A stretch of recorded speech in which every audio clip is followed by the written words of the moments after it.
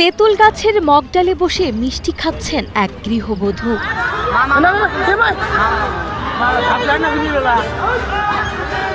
অদ্ভুত এই কাণ্ড নিয়ে এলাকায় সৃষ্টি হয়েছে ব্যাপক তোলপাড়। ঘটনাটি ঘটেছে কুড়িগ্রামের উলিপুরে।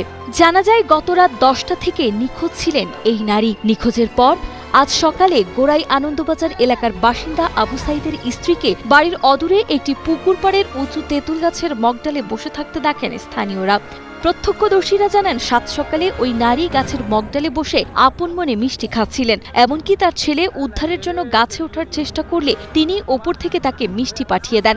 পরে খবর পেয়ে ফায়ার সার্ভিসের উদ্ধারকর্মীরা ঘটনাস্থলে পৌঁছে তাকে নামানোর চেষ্টা করলে তিনি নিচে নামতে অস্বীকৃতি জানিয়ে পুকুরে ঝাঁপ দেন। এতে তিনি তাৎক্ষণিক জ্ঞান হারিয়ে ফেললে ফায়ার সার্ভিসের কর্মীরা তাকে পানি থেকে উদ্ধার করে হাসপাতালে পাঠায়।